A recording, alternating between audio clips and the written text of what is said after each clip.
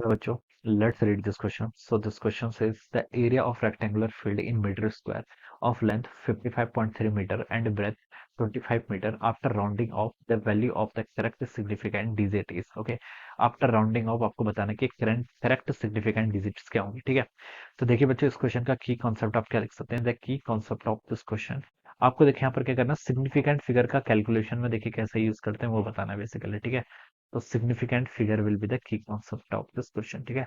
अब देखिए बच्चों, आपके पास एरिया ऑफ रेक्टेंगल आपको बताना है, ठीक है। यहाँ पर बेसिकली एरिया ऑफ रेक्टेंगल होता है क्या, लेंथ इंटू ब्रेथ होता है, ठीक है। लेंथ भी गिवन कर रखी है, ब्रेथ भी गिवन कर रखी है।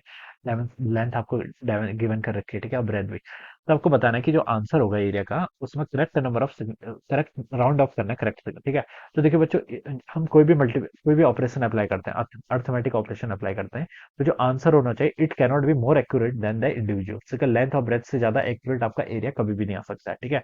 तो देखिए लेंथ पर आपके कितने सिग्निफिकेंट फिगर है, लेंथ पर आपका देखिए 55.3 है, कितना आपका 55.3 मीटर, ठीक है। इंटू आपका ब्रेथ कितनी 25।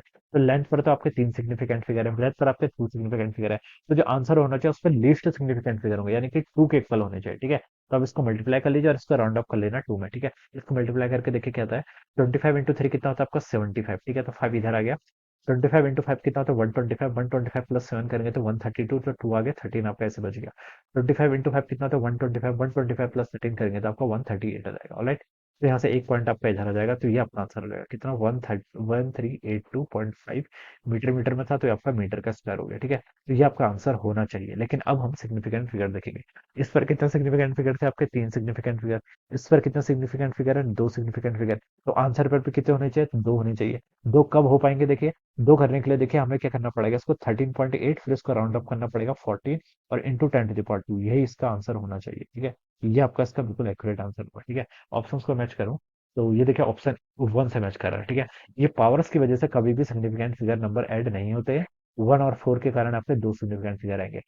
सेकंड ऑप्शन में देखिएगा तो 138 कितने आगे, तीन सिग्निफिकेंट फिगर। फोर्थ ऑप्शन है 1382, चार सिग्निफिकेंट फिगर।